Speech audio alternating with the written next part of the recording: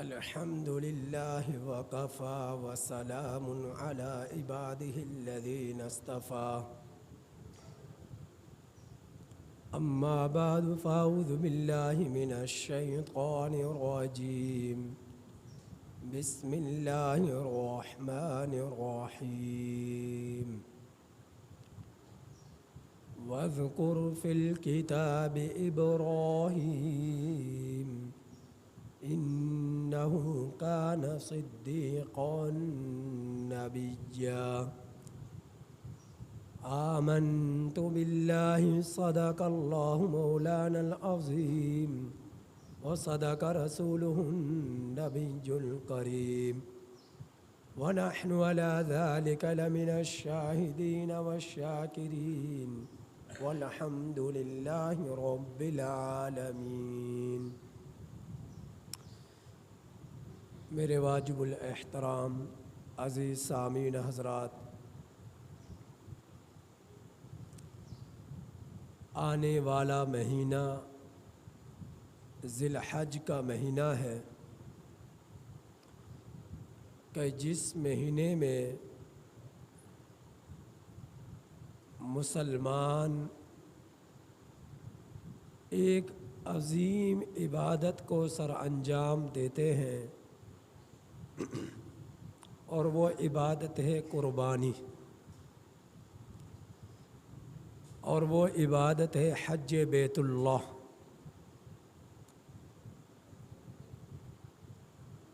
حج بیت اللہ سے متعلق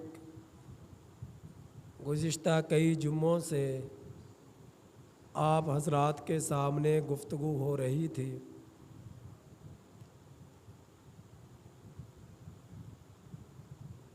چونکہ حج کا تعلق عرب کی سرزمین منا، عرفات، مزدلفہ، بیت اللہ کے ساتھ ہے،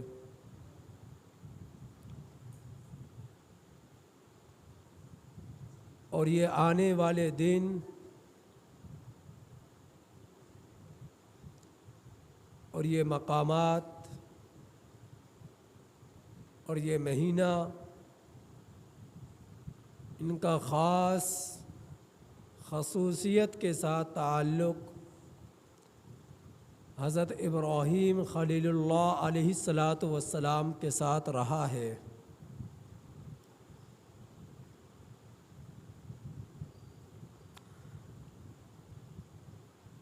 تو اسی مناسبت سے حضرت ابراہیم خلیل اللہ علیہ السلام جو کہ اللہ رب العزت کے برگزیدہ پیغمبر تھے،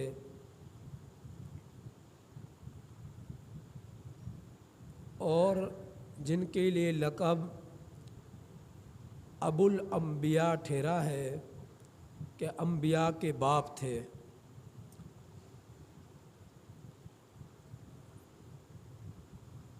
تو حضرت ابراہیم علیہ السلام کی نسبت سے آپ حضرات کے سامنے گفتگو کرنا مقصود ہے۔ حضرت ابراہیم علیہ السلام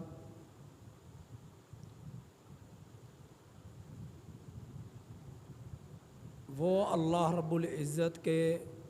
برگزیدہ پیغمبر ہیں کہ جن کی اولاد میں ہزاروں انبیاء اکرام علیہم السلام تشریف لائے ہیں۔ حضرت ابراہیم علیہ السلام حضرت نوح علیہ السلام کے بعد تشریف لائے، اور تورات میں حضرت ابراہیم علیہ السلام اور حضرت آدم علیہ السلام کے درمیان 8 واسطے بتلائے گئے ہیں۔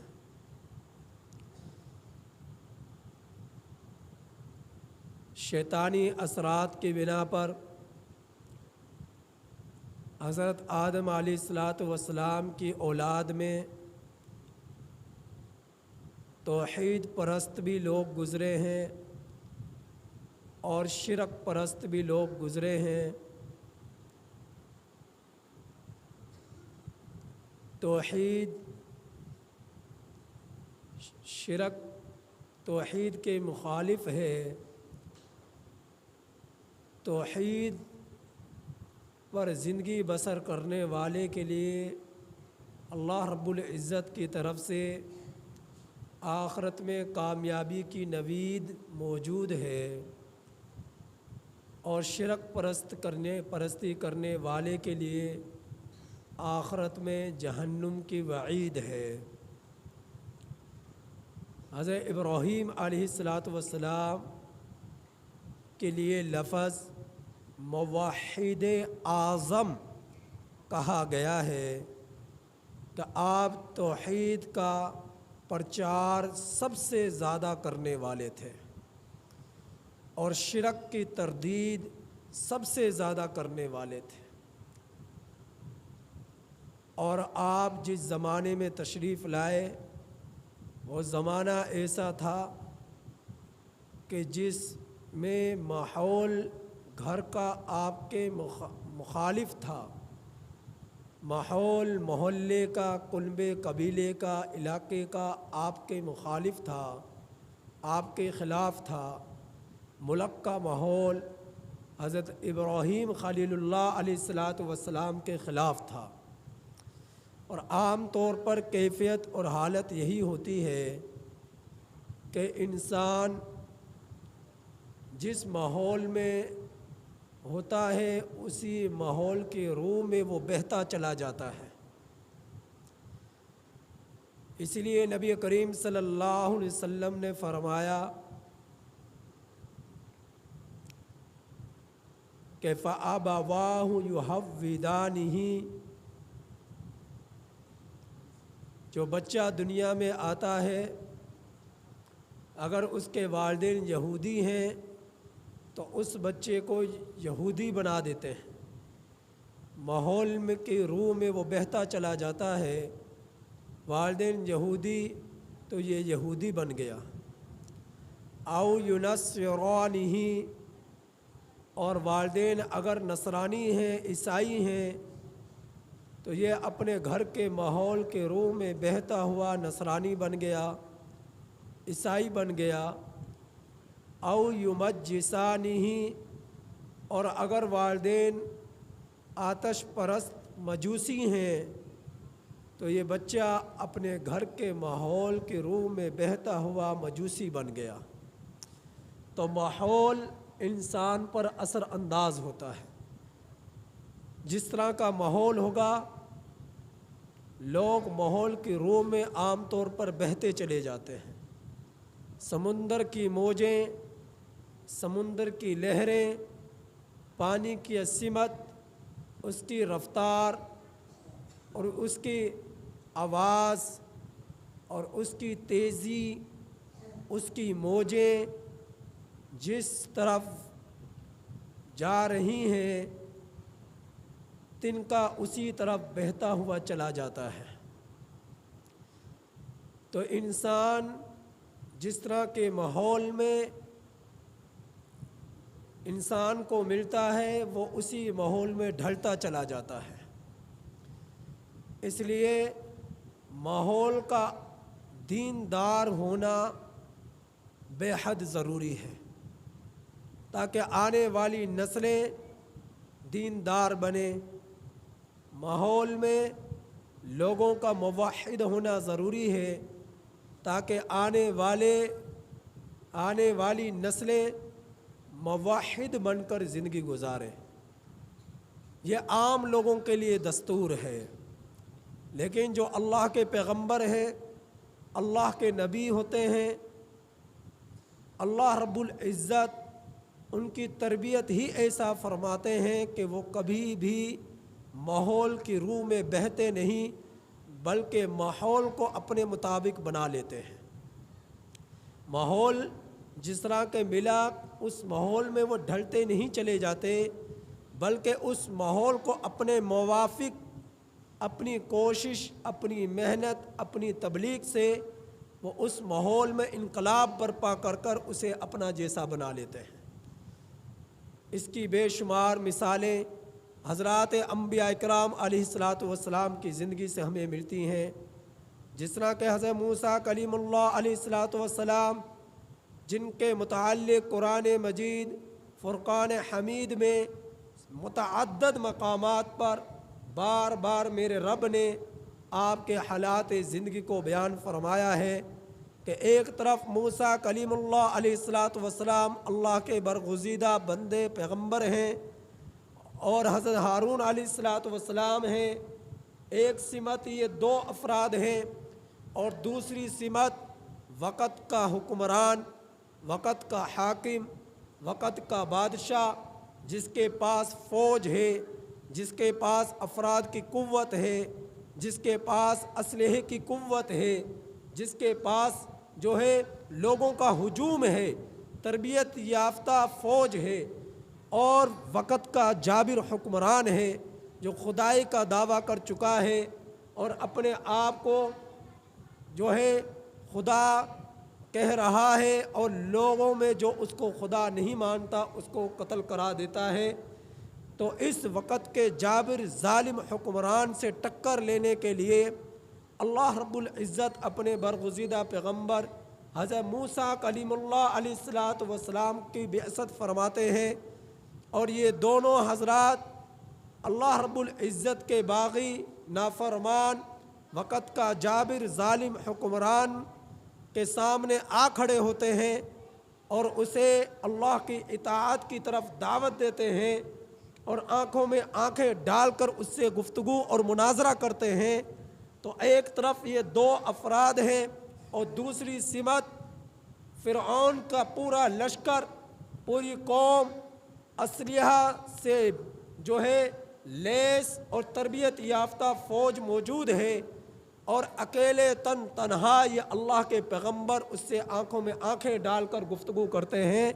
اور مناظرہ کرتے ہیں، اور اللہ کی اطاعت کی طرف انہیں دعوت دیتے ہیں۔ یہ آپ کو حضرت موسیٰ کلیم اللہ علیہ السلام کی زندگی اور سیرت کے نمایاں پہلو بار بار قرآن مجید میں اور تاریخ میں آپ کو ملیں گے۔ تو یہ اللہ کے پیغمبر، اللہ اپنے پیغمبروں کو اتنی طاقت اور حوصلہ اور قوت عطا فرماتے ہیں، جو قوت ایمانی قوت ہوتی ہے اور اللہ کے پیچھے سے مدد و نصرت ہوتی ہے۔ تو اللہ کے پیغمبر، اللہ کا نبی خوف نہیں کھاتا، ڈرتا نہیں ہے، لالچ نہیں لیتا، نہ اسے لالچ اس کے مقاصد سے دور کر سکتی ہے، نہ اسے خوف اس کے مقاصد سے دور کر سکتا ہے۔ اللہ کے احکامات کو اللہ کی زمین پر وہ بھرپور طریقے سے نافذ کرنے کی کوشش کرتے ہیں۔ تو حضرت موسیٰ کلیم اللہ علیہ السلام کی زندگی کے سیرت کے نمایاں پہلو آپ قرآن مجید میں متعدد مقامات پر یہ سنیں گے۔ تو حضرت ابراہیم خلیل اللہ علیہ السلام جب تشریف لائے، آپ کا باپ مشرک تھا،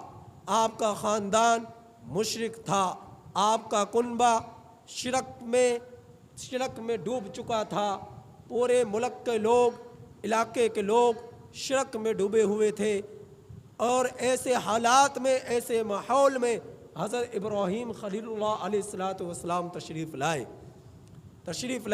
حضرت ابراہیم خلیل اللہ علیہ السلام کے والد کے بارے میں مختلف جو ہے تاریخ سے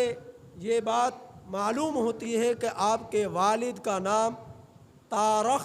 یا تارخ تھا۔ لفظ را جو ہے اس پر پیش یا زبر کے ساتھ یہ لفظ ہے کہ تارخ تھا یا تارخ تھا، یہ تورات میں نام ملتا ہے۔ اور ایک نام حضرت ابراہیم خلیل اللہ علیہ السلام کے والد کا نام آزر بتلایا گیا ہے۔ آزر ایک تاریخ سے یہ بات معلوم ہوتی ہے، جو انہوں نے سینکڑوں بت جو ہے بت خانے میں رکھے ہوئے تھے، اپنے ہاتھوں سے تراش کر ان بتوں میں جو سب سے بڑا بت تھا اس کا نام آزر تھا۔ آزر کا معنی سب سے زیادہ جس سے محبت کی جائے۔ تو یہ تارخ جو حضرت ابراہیم علیہ السلام کے والد تھے، یہ بتوں سے سب سے زیادہ محبت کیا کرتے تھے، اسی مناسبت سے ان کا نام آزر مشہور ہو گیا۔ تو حضرت ابراہیم علیہ السلام کے والد بھی مشرک تھے، اور یہ شرک کی ابتدا حضرت نوح علیہ السلام کے زمانے سے شروع ہوئی۔ اور حضرت نوح علیہ السلام کے زمانے سے کس طرح شروع ہوئی کہ حضرت نوح علیہ السلام سے پہلے طوفان نوح میں جتنے لوگ تھے وہ سب کے سب ہلاک ہو گئے، برباد ہو گئے، سوائے ان 80-82 لوگوں کے جو ہم ایمان لائے حضرت نوح علیہ السلام پر، اور کشتی میں حضرت نوح علیہ السلام کے ساتھ سوار ہو چکے تھے، وہی بچے، باقی سب کے سب غرق ہو گئے۔ تو انہی سے پھر آگے اولاد اور انسانیت کی نسل پھیلتی چلی گئی اور لوگ بڑھتے چلے گئے۔ اسی وجہ سے حضرت نوح علیہ السلام کو آدم ثانی کہا جاتا ہے، کہ جس طرح حضرت آدم علیہ السلام سے انسانوں کی پیداوار پھیلتی چلی گئی، بڑھتی چلی گئی، اسی طرح حضرت نوح علیہ السلام کی اولاد سے پیداوار اور اولاد اور نسل پھیلتی چلی گئی، بڑھتی چلی گئی۔ تو حضرت نوح علیہ السلام کی اولاد میں کچھ برگزیدہ اللہ کے نیک بندے تھے، جن کی اقتداء لوگ کیا کرتے تھے، محبت لوگ کیا کرتے تھے کہ یہ اللہ کے بندے ہیں، نیک لوگ ہیں۔ وقت اور زمانہ گزرتا چلا گیا، وہ لوگ دنیا سے کوچ کر گئے، دنیا سے جدائیگی اختیار کر گئے، تو لوگوں نے پھر ان کے مجسمے بنا لیے، تصاویر بنا لی، پتھروں کو تراش کر، لکڑیوں کو تراش کر، تو جب انہوں نے تراش کر ان کے بت بنا لیے، تو وہ ان کو دیکھ کر اللہ کی عبادت کیا کرتے تھے، ان کا احترام کیا کرتے تھے۔ لیکن نسل بڑھتی چلے گئی تو آنے والے لوگوں نے ان کو سجدہ کرنا شروع کر دیا اور ان کی عبادت پوجا پاٹ کرنا شروع کر دی، اور اللہ کے تمام اختیارات شیطان نے ان کے دل میں ڈال دیے کہ ان بتوں کے پاس ہیں جو تمہارے بڑوں نے اپنے ہاتھوں سے تراشے ہیں، لہٰذا اب جب تم نے کوئی سوال کرنا ہے، سجدہ کرنا ہے، فریاد کرنی ہے اور اپنا مشکل کشا حاجت روا سمجھنا ہے، تو ان کو سمجھو، کیونکہ اللہ نے ان کو تمام اپنے اختیارات ان کو دے چکا ہے۔ تو لوگ اس طرح ان کیفیات کے ساتھ لوگ جو ہے شرک کی دلدل میں دھنستے چلے گئے اور مشرک بن گئے اور اللہ رب العزت کی توحید سے دور ہوتے چلے گئے۔ تو یہ شرک ان کیفیات کے ساتھ شروع ہوا۔ تو حضرت ابراہیم علیہ السلام جب تشریف لائے تو اس وقت سارا علاقہ، سارا ماحول، سارا کنبہ، سارا قبیلہ، سارا ملک شرک میں ڈوبا ہوا تھا۔ آتش پرست بھی تھے، ستارہ پرست بھی تھے، بت پرست بھی تھے، تو وہ شرک کی بہت ساری اقسام کے اندر ملوث ہو چکے تھے۔ ایسے حالات میں حضرت ابراہیم علیہ السلام اکیلے تشریف لائے۔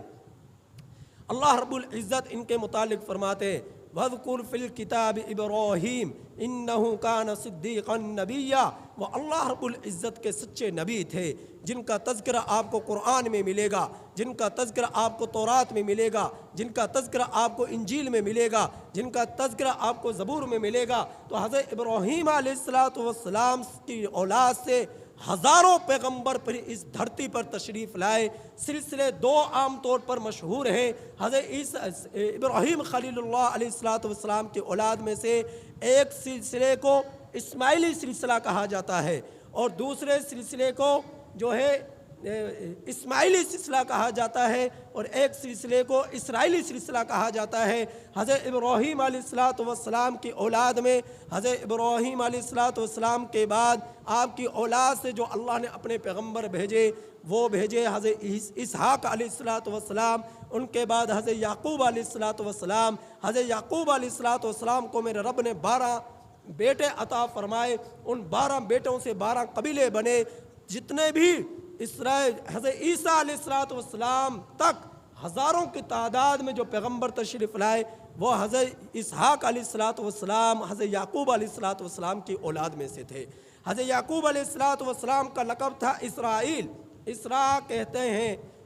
کہتے ہیں عبرانی زبان میں بندے کو، الہ سے ہے، الہ کا معنی ہے اللہ کی ذات، یعنی اللہ الہ سے مراد ہے تو اللہ کے بندے۔ اللہ اسرا کہتے ہیں اولاد کو، بنی کہتے ہیں بندے کو، تو اللہ کے بندے کی اولاد، اللہ کے بندے کی اولاد،